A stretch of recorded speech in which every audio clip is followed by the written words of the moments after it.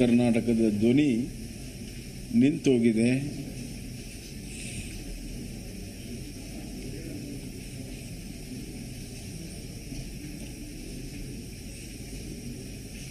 ವೈಯಕ್ತಿಕವಾಗಿ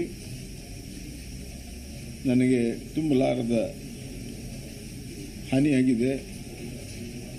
ಒಬ್ಬ ಸಹೋದರನ ಕಳ್ಕೊಂಡಿದ್ದೇನೆ. ಭಗವಂತವರ ಆತ್ಮಕ್ಕೆ ಶಾಂತಿಯನ್ನು ಕೊಡಲಿ, ಕುಟುಂಬದ ಸದಸ್ಯರಿಗೆ ಈ ದುಃಖವನ್ನು ಭರಿಸುವಂಥ ಶಕ್ತಿ ಕೊಡಲಿ. ಅವ್ರ ತಂದೆಗೂ ಪಾಪ ಇಲ್ಲೇ ಹಾರ್ಟ್ ಅಟ್ಯಾಕ್ ಆಗಿಬಿಟ್ಟು ಸಚಿವರು. ಆಮೇಲೆ ಇವ್ರನ್ನ ಬೈ ಎಲೆಕ್ಷನ್ನಲ್ಲಿ ಜನತಾ ಪಾರ್ಟಿಯಿಂದ ಕ್ಯಾಂಡಿಡೇಟ್ ಮಾಡಿ ಗೆದ್ದಿದ್ರು. ಇವರು ಮೂಲತಃ ರಾಮಕೃಷ್ಣ ಹೆಗ್ಡೆ ಅವ್ರ ಫಾಲೋಯರ್. ಆಮೇಲೆ JH ಪಟೇಲ್ ಜೊತೆ ಚೆನ್ನಾಗಿತ್ತು, ಸ್ವಲ್ಪ ಹುಂಬತನ ಇತ್ತು, ಮತ್ತು ನೆಗ್ಲಿಜೆನ್ಸ್ ಇತ್ತು. ಅವರಿಗೆ ಬೈಪಾಸ್ ಸರ್ಜರಿ ಆಗಿತ್ತು. ಅವರು ಹೊಸ ಅಷ್ಟೊಂದು ಕೇರ್ ತಗೊಂಡಿಲ್ಲ ಅನ್ನೋ ಕಾಣಿಸುತ್ತೆ. ಒಳ್ಳೆ ಸ್ನೇಹಿತ ನನಗೆ, is A good friend of mind. ಅಂಥವ್ರು ಕಾಲ ಆಗಿದ್ದಾರೆ. ಅವ್ರ ಆತ್ಮಕ್ಕೆ ಚಿರಶಾಂತಿ ದೊರಕಲಿ ಅಂತೇಳಿ ನಾನು ಪ್ರಾರ್ಥನೆ ಮಾಡ್ತೇನೆ. ನಾನಿವತ್ತು ಕನ್ಯಾಕುಮಾರಿಗೆ ಹೋಗಬೇಕಾಗಿತ್ತು. ಈಗ ಅಲ್ಲಿ ಡೆಡ್ ಬಾಡಿ ನೋಡೋಕೆ ಹೋಗ್ತಾ ಇರೋದ್ರಿಂದ ಕನ್ಯಾಕುಮಾರಿ ಪ್ರೋಗ್ರಾಮ್ ಕ್ಯಾನ್ಸಲ್ ಮಾಡಿದ್ದೀನಿ. ಇಲ್ಲಿ ಈಗ ಹೋಗ್ತಾ ಇದ್ದೀನಿ, ನೋಡ್ಕೊಂಡು. ಇಚ್ಛಾಶಕ್ತಿ ಇತ್ತು.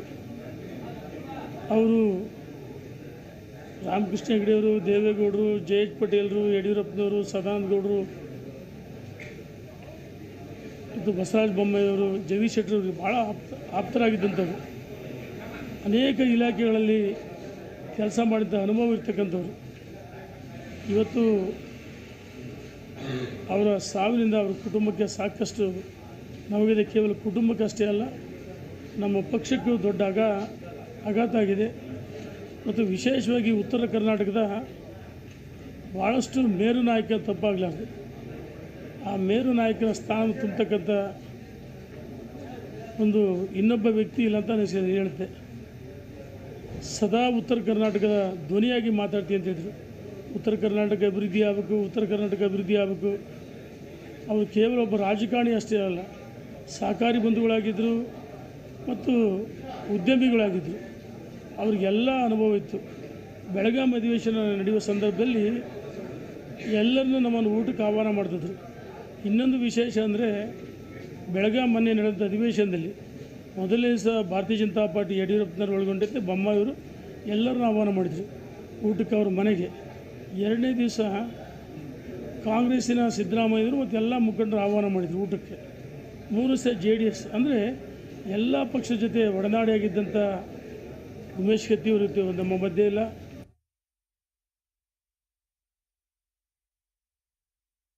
ಹೃದಯಾಘಾತ ಇದೊಂದು ದೊಡ್ಡ ಸಮಸ್ಯೆ ಆಗೋಗ್ಬಿಟ್ಟಿದೆ. ಹಾಗಾದರೆ ಹೃದಯವನ್ನು ಜೋಪಾನವಾಗಿ ಇಟ್ಕೊಳ್ಳೋದು ಹೇಗೆ, ಏನೆಲ್ಲ ಅನುಸರಿಸಬೇಕು? ಇವತ್ತಿನ ಜೀವನ ಶೈಲಿಯ ಜೊತೆಗೆ ಆಹಾರ ಕ್ರಮದಲ್ಲಿನೂ ಕೂಡ ಬದಲಾವಣೆಗಳನ್ನು ಮಾಡ್ಕೊಳ್ಬೇಕಾಗತ್ತೆ. ಹೃದಯಾಘಾತ ಅಥವಾ ಕಾರ್ಡಿಯಾಕ್ ಅರೆಸ್ಟ್ ಯಾಕಾಗತ್ತೆ? ತಜ್ಞರ ವೈದ್ಯರುಗಳು ನಮ್ಮ ಜೊತೆಗೆ ಜಾಯ್ನ್ ಆಗ್ತಾ ಇದ್ದಾರೆ. ಅವ್ರನ್ನ ವೆಲ್ಕಮ್ ಮಾಡೋಣ, ಅವ್ರ ಜೊತೆಗೆ ಕೂಡ ಮಾತನಾಡ್ತಾ ಹೋಗೋಣ. ಡಾಕ್ಟರ್ ರಘು ಇದ್ದಾರೆ, ಹೃದ್ರೋಗ ತಜ್ಞರು, ರಾಜರಾಜೇಶ್ವರಿ ಆಸ್ಪತ್ರೆ. ಡಾಕ್ಟರ್ ನಮಸ್ಕಾರ, ಕಾರ್ಯಕ್ರಮಕ್ಕೆ ಸ್ವಾಗತ. ನಮಸ್ಕಾರ. ನಮಸ್ಕಾರ ಮೇಡಮ್. ನಮಸ್ತೆ. ಅದರ ಜೊತೆಗೆ ಡಾಕ್ಟರ್ ಕುಮಾರಸ್ವಾಮಿ ಅವರಿದ್ದಾರೆ, ಹೃದ್ರೋಗ ತಜ್ಞರು, ಜಯದೇವ ಆಸ್ಪತ್ರೆ. ಡಾಕ್ಟರ್ ಕುಮಾರಸ್ವಾಮಿ ಅವರೇ ನಮಸ್ತೆ, ಕಾರ್ಯಕ್ರಮಕ್ಕೆ ಸ್ವಾಗತ. ನಮಸ್ಕಾರ. ನಮಸ್ಕಾರ ಮೇಡಮ್. ನಮಸ್ಕಾರ. ಓಕೆ, ಮೊದಲನೇದಾಗಿ ಡಾಕ್ಟರ್ ರಘು ಅವರೇ, ಉಮೇಶ್ ಕತ್ತಿಯವರ ನಿಧನ ನಿಜಕ್ಕೂ ಇಡೀ ರಾಜ್ಯಕ್ಕೆ ಒಂದು ರೀತಿಯಾಗಿ ತುಂಬಲಾರದ ನಷ್ಟ ಅಂತ ಹೇಳ್ಬೋದು. ದಿಢೀರಂತ ಬಂದಂಥದ್ದಲ್ಲ. ಈ ಹಿಂದೆ ಕೂಡ ಅವರಿಗೆ ಒಂದ್ಸರಿ ಹಾರ್ಟ್ ಅಟ್ಯಾಕ್ ಆಗಿತ್ತು. ಅವರ ತಂದೆ ಕೂಡ ಇದೇ ಹೃದಯ ರೋಗದಿಂದಾನೇ, ಆದರೆ ಹಾರ್ಟ್ ಅಟ್ಯಾಕ್ ಇಂದಾನೇ ತೀರ್ಕೊಂಡಿದ್ರು ಅಂತ. ಮೊದಲನೇದಾಗಿ ಏನು ಹೇಳ್ತೀರಿ? ಇದು ಇಂಪಾರ್ಟೆಂಟ್ ಮೇಡಮ್. ಅದಕ್ಕೆ ಹೇಳಿದ್ದು there are two types of risk factors. Modifiable risk factors, non-modifiable risk factors. Probably ನೀವು ಹೇಳಿದ್ರೆ ಫಾದರ್ಗೂ ಹೃದಯಾಘಾತ ಆಗಿತ್ತು, ಇವ್ರಿಗೂ ಬೈಪಾಸ್ ಆಗಿದೆ. Probably there's a hereditary tendency ಇದೆ heart attack. Probably they have got a premature coronary artery disease. ನಾವೇನ್ ಮಾಡ್ತೀವಿ, premature coronary artery disease ಅಂದ್ರೆ ಅವ್ರ ಗಂಡಸರಾದ್ರೆ ಲೆಸ್ ದೆನ್ 55 years ಎಲ್ಲ ಫ್ಯಾಮಿಲಿಯಲ್ಲಿ ಆಗಿದ್ರೆ, ಅಥವಾ ಲೇಡೀಸ್ ಆಗಿದ್ರೆ ಲೆಸ್ ದೆನ್ 65 years ಆಗಿದ್ರೆ ಅದನ್ನ ಪ್ರಿಮೆಚೂರ್ coronary artery disease ಅಂತೀವಿ. ಪ್ರಾಬಲಿ ಇವರು ಇವಾಗ ಮ್ಯಾಸಿವ್ ಹಾರ್ಟ್ ಅಟ್ಯಾಕ್ ಆಗಿ ಸತ್ತಿರೋದು.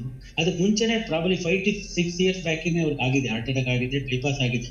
So there is a strong family history. So these are all non modifiable risk factors. ಒಂದು age you cannot modify. When you going old you are risk factors. When you got familial hyperlipidemia, cholesterol ಜಾಸ್ತಿ ಇರುತ್ತೆ ಹುಟ್ಟಿದ ಫ್ಯಾಮಿಲಿಯಲ್ಲಿ. ಒಂದು sex, male sex, they are more prone for heart attack. Another one is premature coronary heart disease.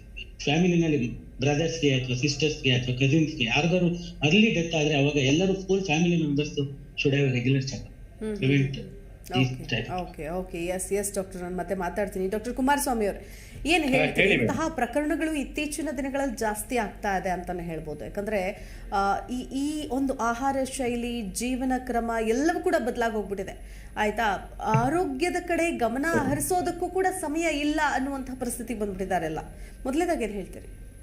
ಹೌದು, ಏನಾಗಿದೆ ಅಂತಂದ್ರೆ ಇತ್ತೀಚಿನ ದಿನಗಳಲ್ಲಿ ಎಲ್ಲರೂ ಕಾಂಪಿಟೇಟಿವ್ ಲೈಫ್ ಆಗ್ಬಿಟ್ಟಿದೆ. ಎಲ್ಲ ಅವರು ದುಡಿಬೇಕು, ದುಡಿದ್ರೇನೆ ಅವ್ರಿಗೆ ಒಂದೊತ್ತಿನ ಊಟಕ್ಕೆ ಬರುತ್ತೆ ದುಡ್ಡು. ಹಂಗಾಗಿ ಲೈಫ್ ಸ್ಟೈಲ್ ಬಗ್ಗೆ, ಆಹಾರದ ಬಗ್ಗೆ ಗಮನ ಕೊಡ್ತಾ ಇಲ್ಲ ಅವರು. ಅದ್ರ ಜೊತೆಗೆ ತಮ್ಮ ಒಂದು ಬ್ಯಾಡ್ ಹ್ಯಾಬಿಟ್ಸ್ ಡೆವಲಪ್ ಮಾಡ್ಕೊಂಡಿದ್ದಾರೆ. Stress main. ಈಗ ಮೊದಲೆಲ್ಲ ಇತ್ತು ಒಂದು ಜಮಾನ, after 60 years only people will get a heart attack ಅಂತ ಅಂದ್ಬಿಟ್ಟು. ಬಟ್ ಈಗ ಹಾಗಿಲ್ಲ. 25 ವರ್ಷ 20 ವರ್ಷದವರೆಗೂ ಹಾರ್ಟ್ ಅಟ್ಯಾಕ್ ಆಗಿ ನಾವು ನೋಡಿದ್ವಿ. ಎಷ್ಟೋ ಜನಕ್ಕೆ ಆಂಜಿಯೋಪ್ಲಾಸ್ಟಿ ಮಾಡಿದ್ವಿ, ಬೈಪಾಸ್ ಮಾಡಿದ್ದಾರೆ. That is all because of stress. ಈ ಆಹಾರ ಶೈಲಿ ಜೊತೆಗೆ ಬ್ಯಾಡ್ ಹ್ಯಾಬಿಟ್ಸ್ ಜೊತೆಗೆ, ಅಂದ್ರೆ ಸ್ಮೋಕಿಂಗು, ಆಲ್ಕೋಹಾಲ್, ಇದ್ರ ಜೊತೆಗೆ stress is now the number 1 risk factor now days. Actually I think doctor Raghu sir ಹೇಳಿದ್ರು ಮಾಡಿಫೈಯಬಲ್, ನಾನ್ ಮಾಡಿಫೈಯಲ್. ಈ ಮಾಡಿಫೈಬಲ್ಗೆ ಇದರಲ್ಲಿ ಈ ಸ್ಟ್ರೆಸ್ ಇಸ್ ದ ನಂಬರ್ 1 ಬರುತ್ತೆ. ಅದು because of stress lot of people will get. ಏನಾಗುತ್ತೆ, ಕೊರೋನರಿ ಆರ್ಟರಿ ಈ ಚಿಕ್ಕ ವಯಸ್ಸಿದಿಂದಲೇ ದೇರ್ ವಿಲ್ ಬಿ ಸಮ್ ಚಿಕ್ಕ ವಯಸ್ಸಿದಿಂದಲೇ ಅದು ಕೊರೋನರಿ ಆರ್ಟರಿ ಒಳಗಡೆ ಅಥಿರೋಸ್ಕ್ಲೆರೋಟಿಕ್ ಪ್ಲಾಕ್ ಇರುತ್ತೆ. ಅದು ಈ ಸ್ಟ್ರೆಸ್ ಇಂದ ರಪ್ಚರ್ ಆಗ್ಬಿಟ್ಟು ಇಮಿಡಿಯೇಟ್ಲಿ ಕ್ಲೋಸ್ ಆಗ್ಬಿಟ್ರೆ ಹಾರ್ಟ್ ಅಟ್ಯಾಕ್ ಆಗುತ್ತೆ. ಸೊ ಅದಕ್ಕೇನು ಸ್ಮೋಕಿಂಗ್ ಬೇಡ, ಡಯಾಬಿಟಿಕ್ ಬೇಡ, ಆಲ್ಕೋಹಾಲ್ ಬೇಡ, ಬೇರೆ ಹೈಪರ್ಲಿಪಿಡಿಮಿಯಾ ಬೇಡ, ಏನು ಬೇಡ, ಫ್ಯಾಮಿಲಿ ಹಿಸ್ಟ್ರಿನೂ ಬೇಕಾಗಿಲ್ಲ. ಅದಕ್ಕೋಸ್ಕರ because of this and other thing is post COVID. You have seen actually post COVID era nowadays actually all young people are getting heart attack. I think you come across so many heart attack people died after COVID because of this COVID, because the inflammation will be more after COVID. Coronary atherosclerosis and inflammation, because a lot of people will develop atherosclerosis because of inflammation. ನಿಜ yes. ಆಮೇಲೆ ಇನ್ನೊಂದೇನಾಗಿದೆ, COVID symptoms ಇರ್ಲೇಬೇಕಂತೇನಿಲ್ಲ. Sub clinical COVID symptoms ಇರುತ್ತೆ. ಅಂದ್ರೆ there won't be any fever, cold, cough, body pain ಇರೋದಿಲ್ಲ. But there will be subclinical COVID infections. Lot of trials are there actually published in America, UK, lot of abroad also they are published actually. And also they proved because of that one inflammation changes occurring in the blood vessels, so lot of people will get a heart attack. ನಿಜ S. Doctor Raghu ಅವರೇ, ಈಗ ಒಂದು ಕಡೆಯಿಂದ ನಾವು ಗಮನಿಸ್ಕೊಂಡು ಬರೋದಾದ್ರೆ ಅನೇಕ factors ಬರುತ್ತೆ ಇಲ್ಲಿ. ನೀವೀಗ ಆಲ್ರೆಡಿ ಹೇಳೋ ಥರ ಸ್ಟ್ರೆಸ್ ಆಗಿರ್ಬೋದು, ಮತ್ತೊಂದಾಗಿರ್ಬೋದು.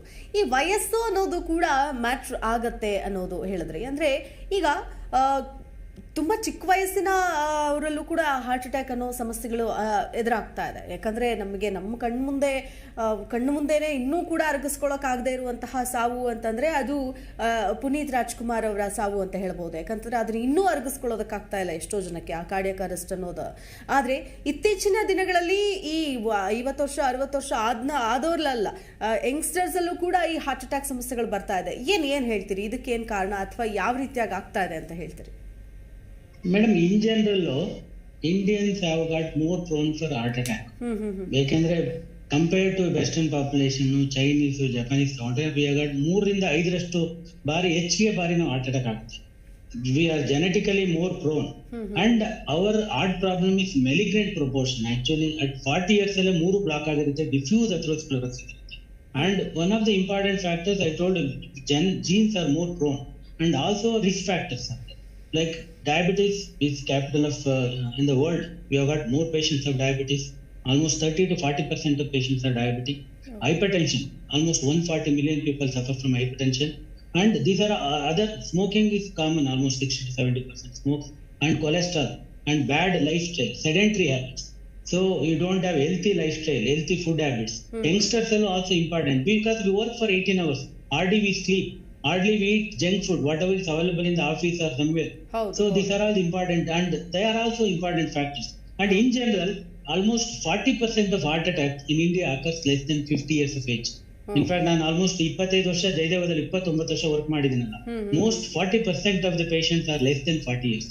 ಇನ್ಫ್ಯಾಕ್ಟ್ ಅವ್ರ ಅಪ್ಪದಿರೋ ಅವ್ರ ಅಜ್ಜಿ ತಾತಂದಿರೋ ಕರ್ಕೊಂಡ್ ಬರ್ತಾರೆ ಅವ್ನ ಹಾರ್ಟ್ ಅಟ್ಯಾಕ್ 30 ವರ್ಷ 35 ವರ್ಷಕ್ಕೆ ಅವ್ರಿಗೆ. ಬಿಕಾಸ್ ಅವ್ರಿಗೆ ಇನ್ನೂ ಮದುವೆ ಆಗಿರೋದಿಲ್ಲ, ಮ್ಯಾರೇಜ್ ಫಿಕ್ಸ್ ಆಗಿರುತ್ತೆ, ಅದು ಎಂಗೇಜ್ಮೆಂಟ್ ಆಗುತ್ತೆ. ಎಷ್ಟೋ ಜನಕ್ಕೆ ಇನ್ಫ್ಯಾಕ್ಟ್ ನೀನು ರೀಸೆಂಟ್ ಆಗಿ give certificate you can get married after 1 year heart attack ಆ ತರ ಆಗುತ್ತಿದೆ actually. Because we are more prone, our blood vessels are smaller compared to Europeans and American, and we have atherosclerosis more rampant and malignant proportionally. Probably our health style also to be modern health style. All junk foods are entering out from market. Probably what pizzas or burgers or all this are unsaturated fats. Saturated fats are also eating out. Okay Kumaraswamy ಅವರು, ಈಗ ಒಂದು ಕಡೆಯಿಂದ ಈ heart attack types ಅಂತ ಇರುತ್ತೆ, ವಿಧಗಳಂತ ಇರುತ್ತೆ. Cardiac arrest ಇದೆ, ಅದರಲ್ಲೂ ಕೂಡ ಆಯ್ತಾ ಹಾರ್ಟ್ ಅಟ್ಯಾಕ್ ಅಂದ್ರೆ ಇದು ಇವರು ಒಮ್ಮೆಗೆ ಆಗಿರೋದಲ್ಲ. ಈಗ ಆಲ್ರೆಡಿ ಈ ಹಿಂದೆ ಕೂಡ ಒಂದ್ಸರಿ ಆಗಿತ್ತು ಅಂತ ಕೆಲವರಿಗೆ ಹಿಂಗೆ ಹೇಳ್ತಾರೆ. ಅಂದ್ರೆ 2 ಸರಿ ಆಗತ್ತೆ, 3ನೇ ಸರಿ ಆದ್ರೆ ಕಷ್ಟ ಬದುಕೋದು, ಈ ತರದ್ದೆಲ್ಲ ಹೇಳ್ತಾರೆ. ಸೊ ಹೇಗೆ ಸರ್ ಇದು ಪ್ರೋಸೆಸ್, ಡಾಕ್ಟರ್ ಕುಮಾರಸ್ವಾಮಿ ಅವರ? ಈಗ ಇದರಲ್ಲಿ ಏನಾಗಿದೆ ಅಂತಂದ್ರೆ, ಮ್ಯಾಸಿವ್ ಹಾರ್ಟ್ ಅಟ್ಯಾಕ್ ಅಂತಂದ್ರೆ ನಾರ್ಮಲಿ ಹಾರ್ಟ್ ಅಟ್ಯಾಕ್ ಆಗೋದಕ್ಕಿಂತ ಮುಂಚೆನೆ ಒಂದು ಮುನ್ಸೂಚನೆ ಕೊಡುತ್ತೆ. ಪೇನ್ ಅಂತ ಬರುತ್ತಲ್ವಾ, ಫಸ್ಟ್ ಪೇನ್ ಬಂದು ಅದರಿಂದ ಸರ್ವೈವ್ ಆದ್ರೆ what will happen in the blood vessels ಅಲ್ಲಿ ಕೊಲಾಟ್ರಲ್ಸ್ ಎಲ್ಲ ಡೆವಲಪ್ ಆಗುತ್ತೆ, ಮಯೋಕಾರ್ಡಿಯಮ್ ಟಾಲರೆನ್ಸಿ ಡೆವಲಪ್ ಆಗುತ್ತೆ. ಈಗ ನಾವು ಎಕ್ಸರ್ಸೈಸ್ ಮಾಡಿದಾಗ ನಾವು ಹೆಂಗೆ ಸ್ಟೆಮಿನಾ ಡೆವಲಪ್ ಮಾಡ್ಕೊಂತೀವಲ್ಲ, ಅದೇ ತರ ಹಾರ್ಟ್ ಕೂಡ ಬ್ಲಡ್ ವೆಸಲ್ಸ್ ಸಡನ್ ಆಗಿ ಕ್ಲೋಸ್ ಆಗ್ಬಿಟ್ರೆ there won't be any time for the heart muscle to tolerate that stress. So immediately they will develop some arrhythmias. They will die due to arrhythmias, not because heart attack ಆದ್ಮೇಲೆ normally most of the people, 99% of the people will die because of arrhythmias. So before that, if they develop any infarct, pre-infarct angina, ಒಂದು 2-3 times, 2-3 episodes, like 2-3 days ಇಂದ ಅಥವಾ 1 week ಇಂದ suffer ಆಯ್ತಂತಂದ್ರೆ they will be the heart muscle of those patients will be stabilized ಆಗಿರುತ್ತೆ. the tolerance develop ಆಗುತ್ತೆ. they will develop some collaterals to the obstructed ಏರಿಯಾಗೆ blood supply ಅಲ್ಲಿಂದ ಹೋಗಿರುತ್ತೆ. so such peoples will reach safely to the hospitals and they will get a treatment and they will survive. those who are not developing pre-infarct angina and collaterals, tolerancy, that pain tolerance and all, they will die whenever there is a develop first episode alene heart attack aad takshana they will die before reaching the hospital. Second thing is first attack, second attack, third attack ಅಲ್ಲಿ ಇರೋದಿಲ್ಲ ಅಂತ ಹೇಳ್ತಾರಲ್ಲ. what will happen as the heart muscle damage ಆಗ್ತಾ ಹೋದಂಗೆಲ್ಲ, first attack ಅಲ್ಲಿ ಒಂದು 20% 30% ಆಗಿರುತ್ತೆ, second attack ಅಲ್ಲಿ ಇನ್ನೊಂದು ವೆಸಲ್ಸ್ ಏನೋ ಬ್ಲಾಕೇಜ್ ಆಗಿ ಅದೊಂದು 20-30%, ಹೀಗೆ ದ ಮಸಲ್ ಡ್ಯಾಮೇಜ್ ಇನ್ಕ್ರೀಸ್ ಆಗ್ತಾ ಹೋಗುತ್ತೆ. ಅವಾಗ ಏನಾಗುತ್ತೆ, ಹಾರ್ಟ್ ಮಸಲ್ ವೀಕ್ ಆಗ್ತಾ ಹೋಗ್ತದೆ. ಸೊ ಒಂದು day it will develop cardiomyopathy, ischemic cardiomyopathy. ಅವಾಗ ಏನಾಗುತ್ತೆ, pumping capacity, heart will become very, heart weak ಆಗುತ್ತೆ, ಪಂಪಿಂಗ್ ಕೆಪಾಸಿಟಿ ಕಮ್ಮಿ ಆಗುತ್ತೆ.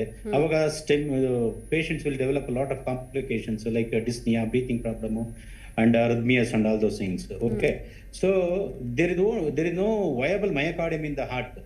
So what will happen, either they have to go for cardiac transplantation or surgery idagala, or ventricular assist device that is not there existing properly in India.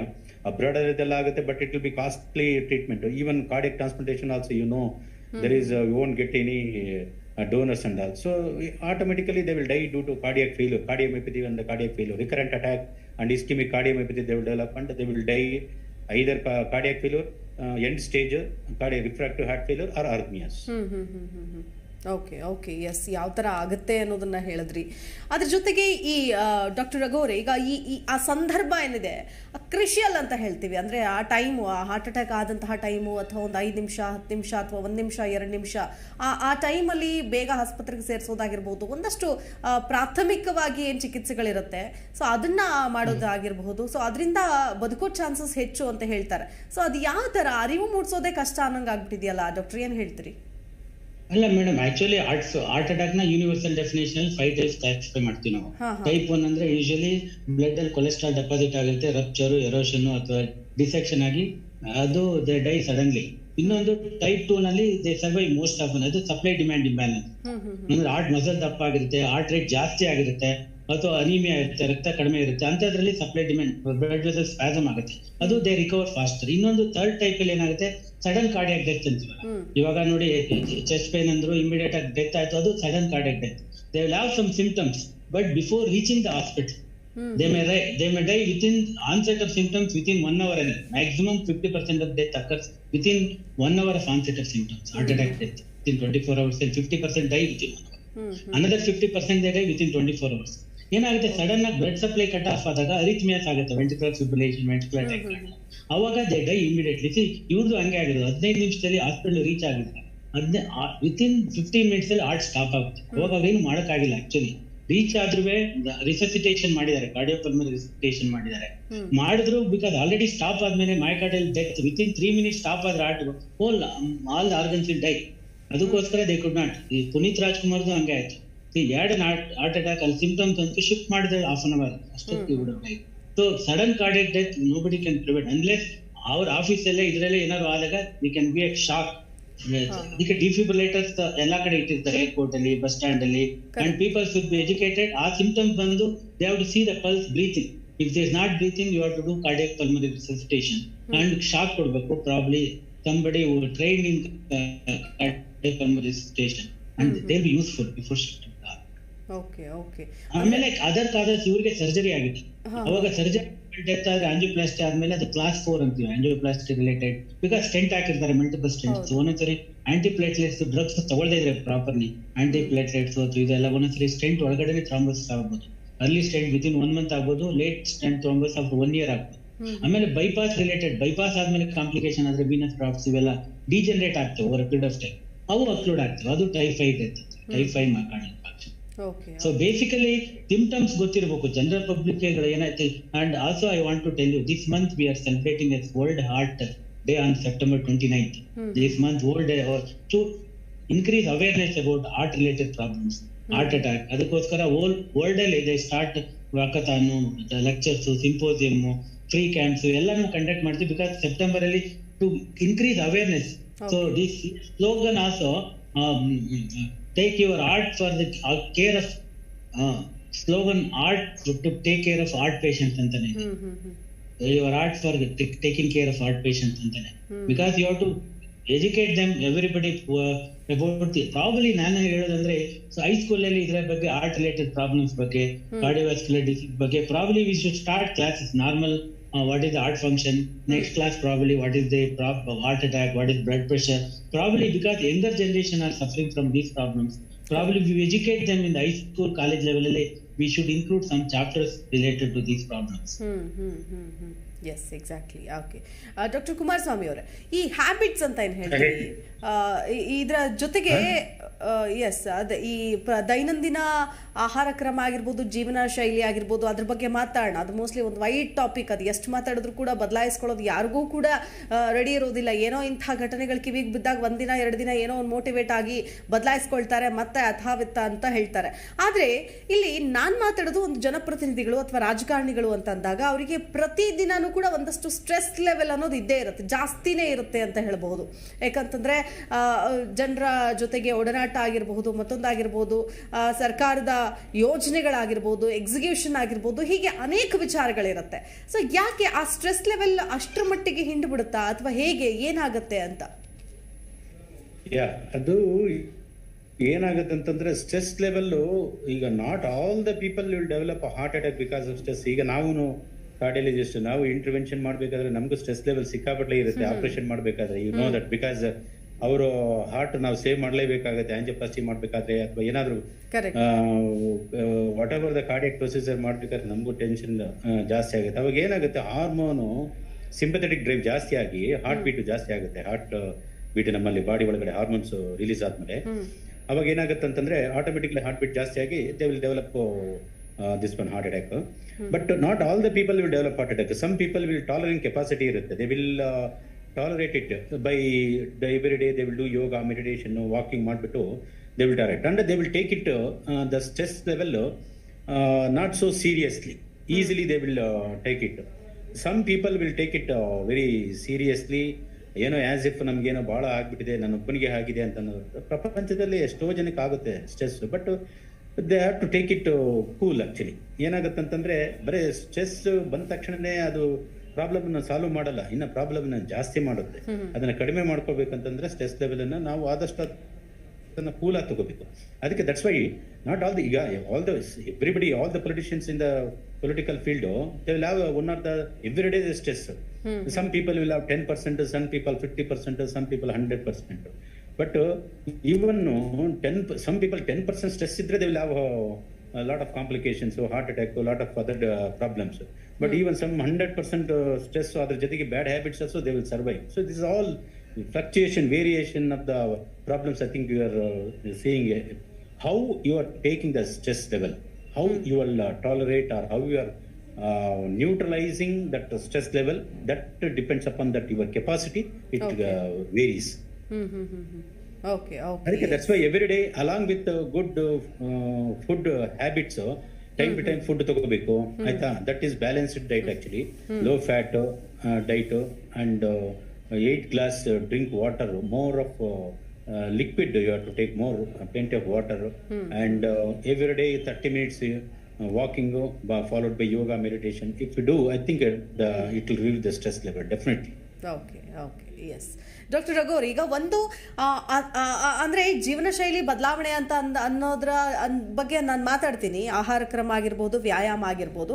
ಆದರೆ ಈ ವ್ಯಾಯಾಮದ ಪಾಠ ತಗೊಳ್ಳೋದಾದರೆ ಅತಿ ಹೆಚ್ಚು cardio ಅಂದರೆ ಏನು ಅಂತಂದರೆ, ವ್ಯಾಯಾಮ ಮಾಡೋರಾಗಿರ್ಬೋದು, ಈ ವಿಗರಸ್ ಎಕ್ಸಸೈಸ್,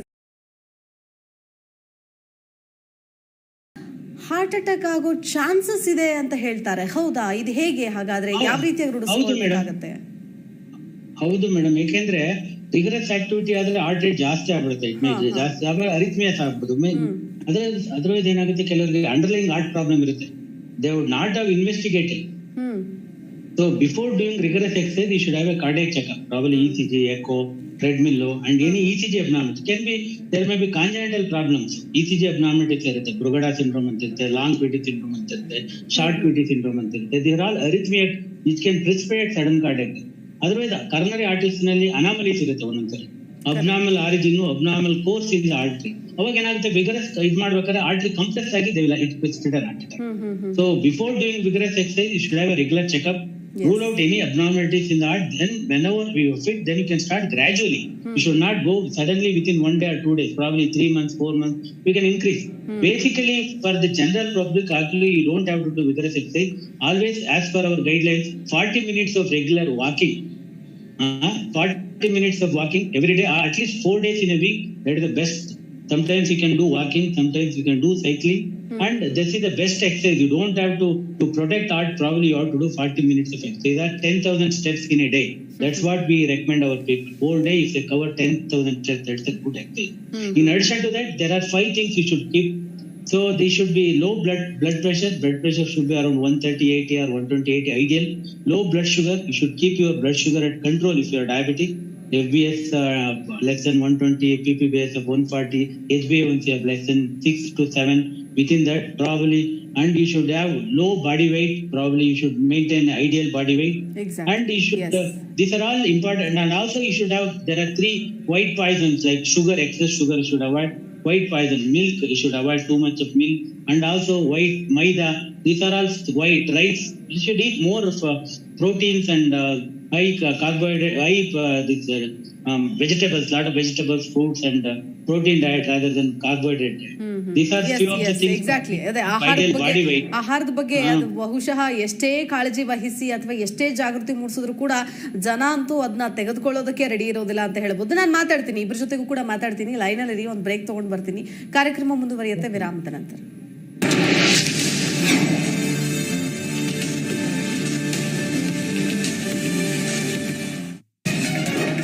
ಕ್ಷಣ ಕ್ಷಣದ ಸುದ್ದಿ, ನಿಖರ ಮಾಹಿತಿ, ನ್ಯೂಸ್ ಜೊತೆ ಭರಪೂರ ಮನರಂಜನೆ. ಎಲ್ಲ ಸಾಮಾಜಿಕ ಜಾಲತಾಣಗಳಲ್ಲೂ ಲಭ್ಯ. ಜೀ ಕನ್ನಡ ನ್ಯೂಸ್. ಇದೀಗ ನಿಮ್ಮ Zee Kannada news app Play Store Apple ಸ್ಟೋರ್ನಲ್ಲೂ ಲಭ್ಯ. ಪ್ರತಿ ಕ್ಷಣದ ಸುದ್ದಿಗಾಗಿ ಕೂಡಲೇ ಡೌನ್ಲೋಡ್ ಮಾಡಿಕೊಳ್ಳಿ. ಜೀ ಕನ್ನಡ ನ್ಯೂಸ್, ಸತ್ಯವೇ ಸುದ್ದಿಯ ಜೀವಾಳ.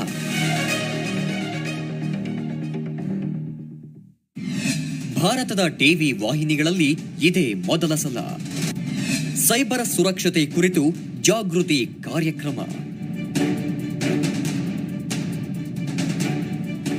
ಅತ್ಯಮೂಲ್ಯ ಮಾಹಿತಿ ನೀಡಲಿದ್ದಾರೆ ಡಾಕ್ಟರ್ ಉದಯಶಂಕರ ಪುರಾಣಿಕ.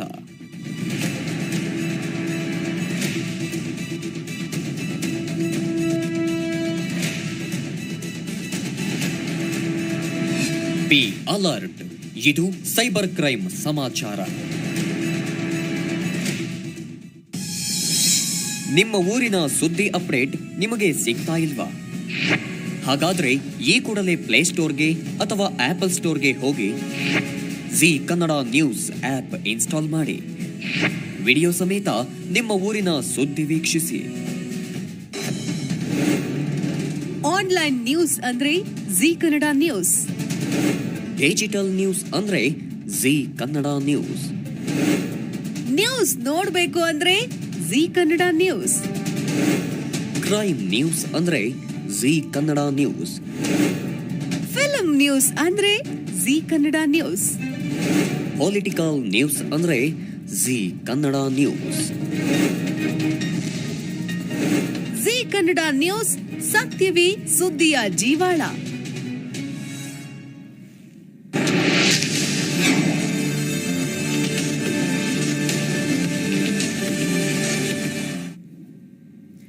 ವಿರಾಮದ ನಂತರ ಹೃದಯ ಜೋಪಾನ ವಿಶೇಷ ಚರ್ಚಾ ಕಾರ್ಯಕ್ರಮಕ್ಕೆ ಮತ್ತೆ ಸ್ವಾಗತ. ಉಮೇಶ್ ಕತ್ತಿ ಅವರ ನಿಧನದಿಂದಾಗಿ ಇಡೀ ರಾಜ್ಯನೇ ಸಂತಾಪ ಸೂಚಿಸ್ತಾ ಇದೆ. ಇದೆಲ್ಲದರ ಜೊತೆಗೆ ಒಂದಷ್ಟು ಆರೋಗ್ಯ ಕುರಿತಾದಂತಹ ಎಚ್ಚರಿಕೆಯನ್ನ ಕೂಡ ಪ್ರತಿಯೊಬ್ಬರೂ ವಹಿಸಬೇಕಾದಂತಹ ಅನಿವಾರ್ಯತೆ ಅವಶ್ಯಕತೆ ಬಂದೋದಾಗ್ಬಿಟ್ಟಿದೆ. ಡಾಕ್ಟರ್ ರಘೋರ್, ನೀವು ಹೇಳ್ತಾ ಇದ್ರಿ ಆಹಾರದ ಕ್ರಮದ ಬಗ್ಗೆ ಹೇಳ್ತಾ ಇದ್ರಿ. ಆಹಾರದ ಕ್ರಮದ ಜೊತೆಗೆ ಈಗ ಒಂದು 30-35 ವರ್ಷ ಆದ್ಮೇಲೆ ಕಂಪ್ಲೀಟ್ ಬಾಡಿ ಚೆಕಪ್ ಅನ್ನೋದೇನಿದೆಯಲ್ಲ ಅದನ್ನ ಮಾಡಿಸ್ಕೊಳ್ಳೋದು ಎಷ್ಟು ಇಂಪಾರ್ಟೆಂಟು, ಅದರಲ್ಲೂ ಏನೆಲ್ಲ ಮಾಡಿಸ್ಕೊಳ್ಬೇಕಾಗತ್ತೆ, ಎಷ್ಟು ದಿನಕ್ಕೊಂದ್ಸರಿ ಮಾಡಿಸ್ಕೊಳ್ಬೇಕಾಗತ್ತೆ ಅಂತ. ನಾನು 30 ಇಯರ್ಸ್ ಆದ್ಮೇಲೆ ಎವ್ರಿ ಇಯರ್ ನಾವು ಬರ್ಡೇ ಸೆಲೆಬ್ರೇಟ್ ಮಾಡ್ದಂಗೆ, ಮ್ಯಾರೇಜ್ ಆನಿವರ್ಸರಿ ಸೆಲೆಬ್ರೇಟ್ ಮಾಡ್ದಂಗೆ ಪ್ರಾಬ್ಲಿ ಎವ್ರಿ ಇಯರ್ ಒಂದ್ಸರಿ ಹಾರ್ಟ್ ಚೆಕಪ್ ಮಾಡಿಸ್ತೀವಿ. ಓಕೆ.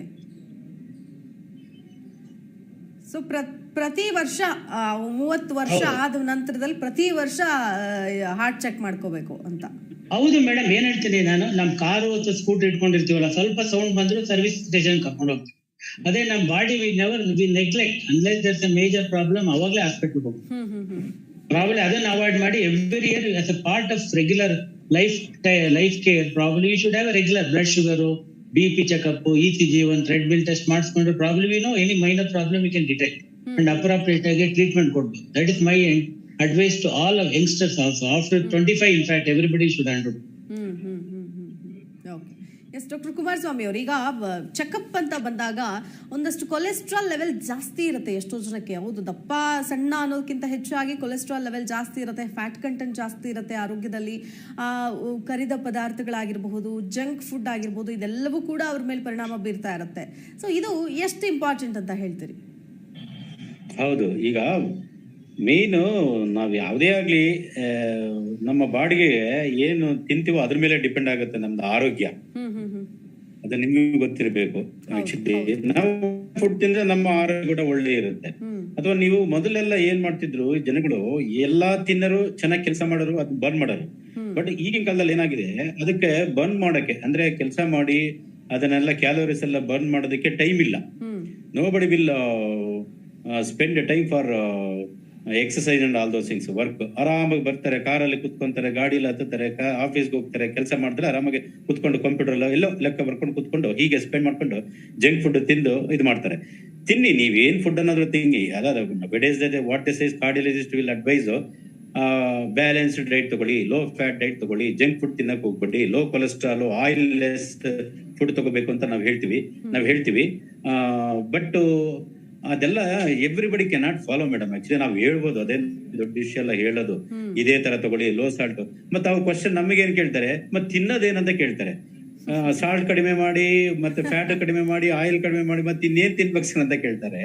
ಸರಿ, ನಾವು ಒಂದು ಹೇಳ್ತೀವಿ, ನೀವು ಏನನ್ನ ತಿನ್ನಿ. ಲೈಕ್ ನಮ್ಮ ತಾತ ಮುತ್ತಾತರು ಏನ್ ಮಾಡ್ತಿದ್ರು, ಎಲ್ಲಾ ತಿನ್ನರು, ತುಪ್ಪ, ಬೆಣ್ಣೆ, ಮೊಸರು ಎಲ್ಲ ತಿನ್ನರು. But they will do exercise, hard work at agriculture. I think will be knowing. ವ್ಯವಸಾಯ ಮಾಡೋರು, ಅದನ್ನೆಲ್ಲ ಬರ್ನ್ ಮಾಡೋರು. ಅವಾಗ ಏನಾಗುತ್ತೆ, ಏನೇ ತಿಂದ್ರು ಕೂಡ ಅದು ಕರಗಿ ಹೋಗ್ಬಿಡ್ತಿತ್ತು. It won't accumulate. See what is the problem? ನಾವು ನವೇಡೇಸ್ ರೀಸೆಂಟ್ ಏನ್ ತಿಂದ್ರು ಅದನ್ನ ನಾವು ಕರಗಿಸ್ತಾ ಇಲ್ಲ, ಬರ್ನ್ ಮಾಡ್ತಾ ಇಲ್ಲ. It will keep on accumulate and causes increase cholesterol and narrowing of the blood vessels. That is the reason people will get a heart attack and a stroke. But what we are as a principle at the rules and regulation according to guidelines ಪ್ರಕಾರ ನಾವು advice ಮಾಡೋದು ಏನಂತಂದ್ರೆ, do 30 minutes walking, eat low fat diet. ಅಂದ್ರೆ more of protein, vegetables, fruits, salad, ಈ ತರ more of liquid, less of fatty content like non vegetarian.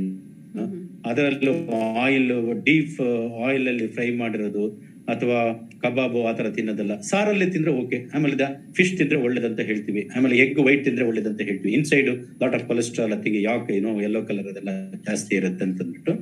So regular physical activity 30 minutes. ಈಗ high speed ಅಲ್ಲಿ brisk walk ಮಾಡೋದಾದ್ರೆ 25 to 30 minutes. Moderate speed ಅಂದ್ರೆ 40-45 minutes. Slow ವಾಕರ್ಗೆ ಆದ್ರೆ 1 hour daily, morning or evening, before breakfast or before dinner. I think will advise. If you want do walking after the food or walking after 2-3 hours, I think you can go for walking. So main ಅಂತ madam ನಾನು ಹೇಳೋದು ಇಷ್ಟೇ, ಏನನ್ನ ತಿನ್ನಿ, burn ಮಾಡಿ, exercise ಮಾಡಿ ಅಷ್ಟೇ.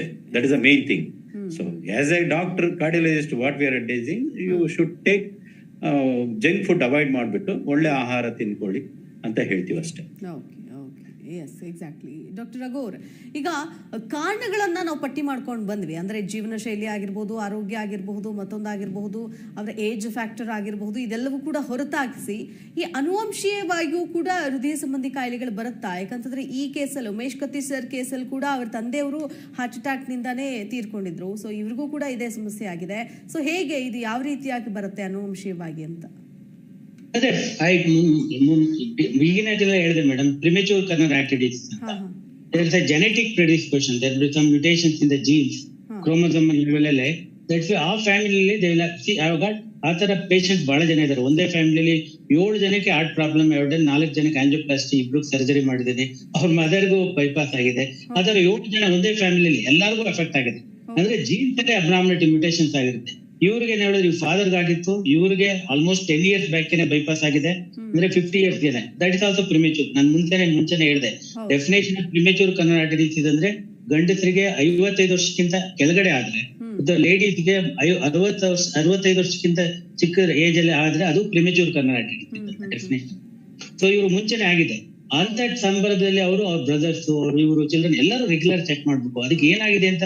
ಅದಕ್ಕೆ ಕಾರಣಗಳು ಬ್ಲಡ್ ಟೆಸ್ಟ್ ಮಾಡಿದ್ರೆ ಗೊತ್ತಾಗುತ್ತೆ. ಸೊ ಲಿಪಿಡ್ಸ್ ಎಲ್ಲ ಜಾಸ್ತಿ ಇದೆಯಾ, ಅಬ್ನಾರ್ಮಲ್ LPA ಜಾಸ್ತಿ ಇದೆಯಾ, ಹೋಮೋಸಿಸ್ಟಿನ್ ಜಾಸ್ತಿ ಇದೆಯಾ, ಆ ತರ ಬ್ಲಡ್ ವರ್ಕ್ಅಪ್ ಮಾಡ್ಬೇಕಾಗತ್ತೆ. Then we have to do regular ECG ಮಾಡ್ಬೇಕು. ಅದ್ರಲ್ಲಿ ಅಬ್ನಾರ್ಮಲ್ ಇದ್ರೆ ಪ್ರಾಬಬ್ಲಿ ಅನಾಮಲಿಸ್ ಇದೆ ಅಂದ್ರೆ ಕರ್ನರಿ ಆಂಜಿಯೋಗ್ರಾಮ್ ಮಾಡ್ಬೇಕಾಗತ್ತೆ, ಅಥವಾ CT ಕರ್ನರಿ ಆಂಜಿಯೋಗ್ರಾಮ್ ಮಾಡ್ಬೇಕು. ಅದಕ್ಕೆ ಬೇಸಿಕ್ ಟೆಸ್ಟ್ಗಳು ಮಾಡಿ we can find out any cause ಅಂತ. ಇವಾಗ ಜೆನೆಟಿಕ್ ಮಾರ್ಕ್ ಇದು ಮಾಡ್ತಾರೆ, ಆಕ್ಚುಲಿ ಪ್ರೊಫೈಲ್ ಮಾಡ್ತಾ ಇದ್ದಾರೆ. Now they are trying to profile what are the genes which are responsible for coronaritis. ಅದನ್ನು ಮಾಡ್ತಾ ಇದ್ದಾರೆ, ಪ್ರೊಫೈಲ್ ಮಾಡ್ತಾ ಇದ್ದಾರೆ. ವೆಸ್ಟರ್ನ್ ಕಂಟ್ರೀಸ್ ರೆಗ್ಯುಲರ್ ಆಗಿ ಮಾಡ್ತಾ ಇದ್ದಾರೆ, ಇಂಡಿಯಾದಲ್ಲಿ ಇನ್ನೂ ಬಂದಿಲ್ಲ. Because more expensive, it will cost more than 10,000 to 15,000. ಇವಾಗ recent probably another 5 to 10 years it will become a normal phenomenon. Probably ಮನೆಯಲ್ಲಿ ಯಾರಿಗಾರು ಆದ್ರೂ they can get profile with the genetic abnormality ಏನಾದ್ರು ಇದೆಯಾ ಅಂತ. Other important thing, not only risk factors, I told you modifiable risk factors already ನಮ್ಗೆ ಗೊತ್ತು. Blood pressure, sugar, cholesterol, smoking, obesity, sedentary life. In addition to that ಇವಾಗ ಹೊಸ risk factor include ಆಗಿದ್ದು environmental pollution. Pollution itself is a risk factor. ಇವಾಗ 10 micron less than ಇದಿರುತ್ತೆ, 2.5 micron dust particles, ಇವೆಲ್ಲ they are more, they go to the circulation, blood circulation, ಅಲ್ಲಿ inflammation ಆಗಿ lot of people, in fact ಜಯದೇವದಲ್ಲಿ ಒಂದು study ಮಾಡಿದ್ರು, premature ಕರ್ನಾಟೈಟಿಸ್ less then 40 years. ಕೆಲವರಿಗೆ risk factors ಇಲ್ಲ, ಅವ್ರು ಆಟೋ ಡ್ರೈವರ್ ಆಗಿರ್ಬೋದು, ಬಸ್ ಡ್ರೈವರ್ ಆಗಿರ್ಬೋದು, ಸಿಟಿನಲ್ಲಿ ಈ ತರ ಬೇರೆ ಸ್ಮೋಕ್ ಅಂತ ಕಡೆ ಜಾಸ್ತಿ, ಅವ್ರಿಗೂ they are more prone for heart attack. That's so environment also plays, pollution itself is one of the important risk factor which is causing millions of deaths in the world. That also we have to reduce the pollution level most. ನಿಜ. ಇದ್ರ ಜೊತೆಗೆ ಈಗ ಒಂದು ಸಾರಿ doctor ರಘುವರೇ, ಒಂದು ಸಾರಿ heart attack ಬಂದ ನಂತರದಲ್ಲಿ ನೀವು ಈಗಾಗಲೇ ಏನು ಎಕ್ಸ್ಪ್ಲೇನ್ ಮಾಡಿದ್ರಿ, ಡೆಫಿನೇಷನ್ ಕೊಟ್ರಿ, ತದನಂತರದಲ್ಲಿ ತುಂಬಾನೇ ಕೇರ್ಫುಲ್ ಆಗಿರಬೇಕು ಅಂತ ಹೇಳ್ತಾರೆ.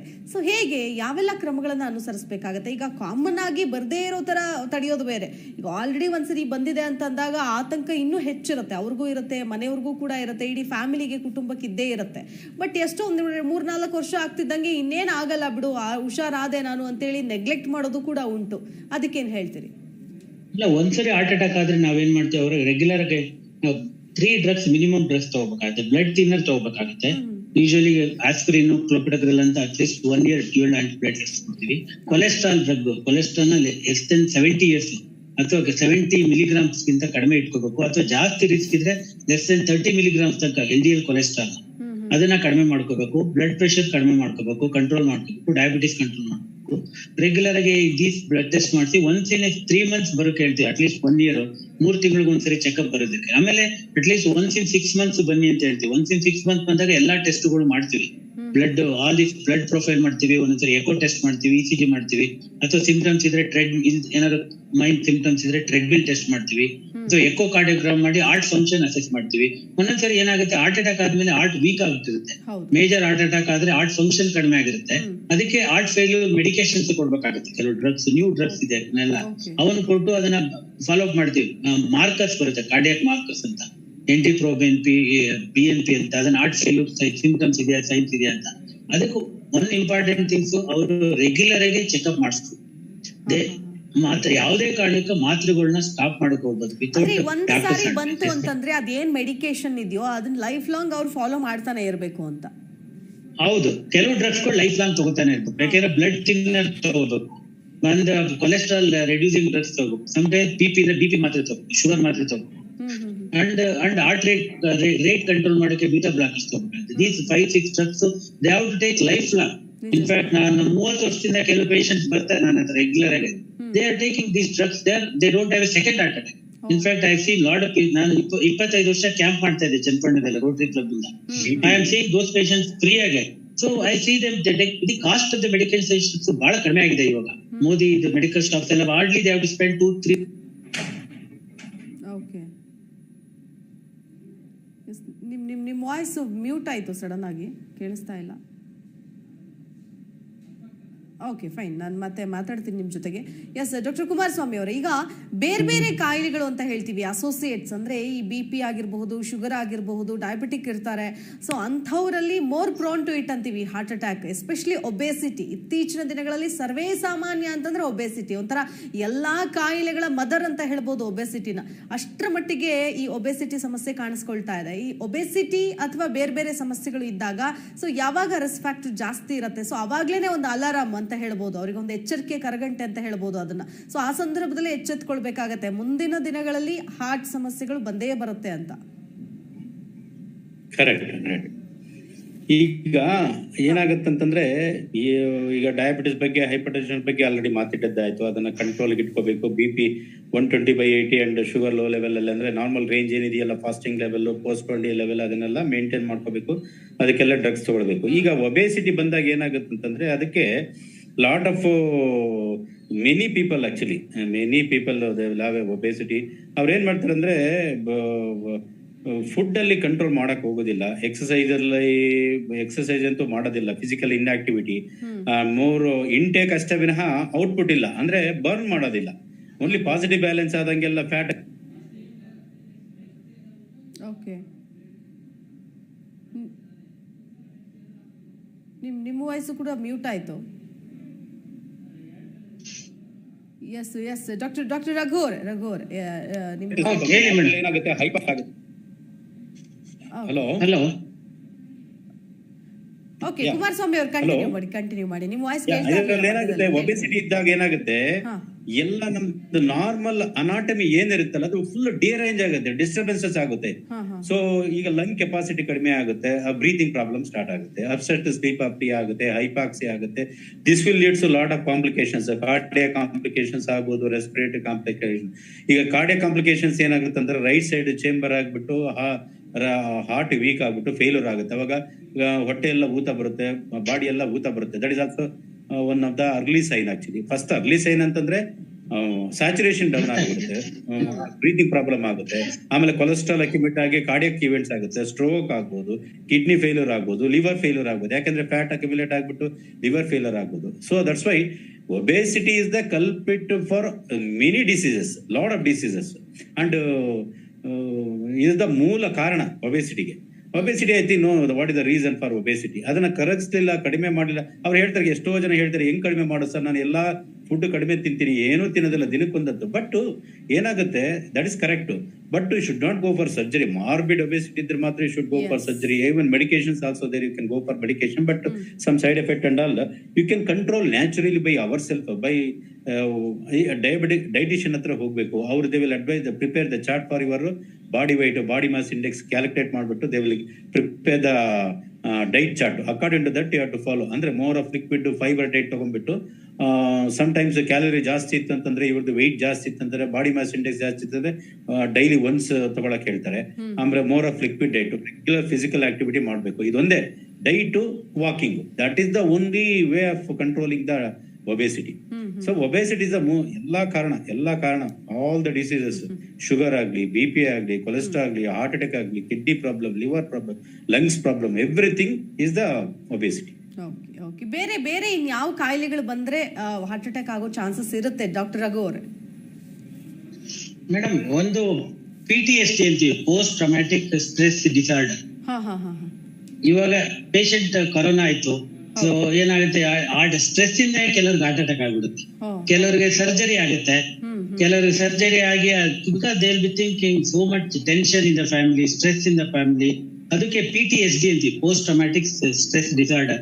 ಅವಾಗ they can have an heart attack. Stress itself, that's what any type of stress itself is important factor. ಅವಾಗ ಇನ್ನೊಂದು ಸಿಂಡ್ರೋಮ್ ಇದೆ, ಟಕಾಸುಬೋಕಾರ್ಡಿಯೋಮೈಪತಿ ಅಂತ ಹೇಳ್ತೀವಿ. ಇದು ಫಸ್ಟ್ ಜಪಾನ್ ಅಲ್ಲಿ ಕಂಡುಹಿಡಿದ್ರು, ಟಕಾಸುಬೋಕಾರ್ಡಿಯೋಮೈಪತಿ ಅಂತ. ಅದು ಲೇಡೀಸ್ ಅಲ್ಲಿ ಕಾಮನ್, ಆಕ್ಚುಲಿ ಯಂಗರ್ಸ್ ಅಲ್ಲಿ ಕಾಮನ್. ಅದು because of stress, again stress, sympathetic hormone ಜಾಸ್ತಿ ಆಗ್ಬಿಟ್ಟು they will have more of in ladies. Again any trauma